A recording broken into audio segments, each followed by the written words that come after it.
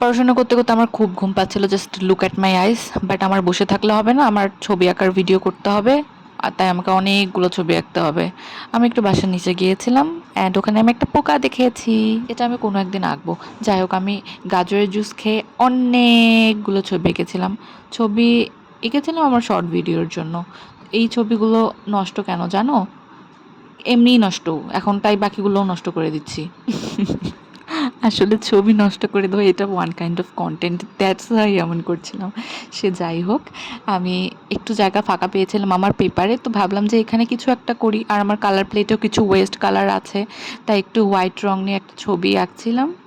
আমি ওরকম করছিলাম কেন? কারণ আমি জানি যে একটু পরে এই ছবিটা একটা ডিসগাস্টিং ছবি হতে যাচ্ছে। আর আমি খুবই টায়ার্ড। আমার আশেপাশের পরিবেশ অনেক শোচনীয় ছিল। ছবি আঁকার জিনিস দিয়ে সব কিছু এলোমেলো। আমি জাস্ট ওগুলাকে দেখছিলাম। আমি সারাদিন একটুকু রেস্ট করিনি। আর রেস্ট করার টাইমও নেই। আমি জাস্ট মুখে একটু পানি দিয়ে একটু স্ন্যাক্স খেলাম। I love this cake. যাই হোক গাইজ, আমার তারপরও ভাল লাগছিল না। আমার মন চাচ্ছিল একটু বাইরে যাব। তো আমি আমার দাদা বৌদির সাথে ফুচকা খেতে গিয়েছিলাম। টাটা!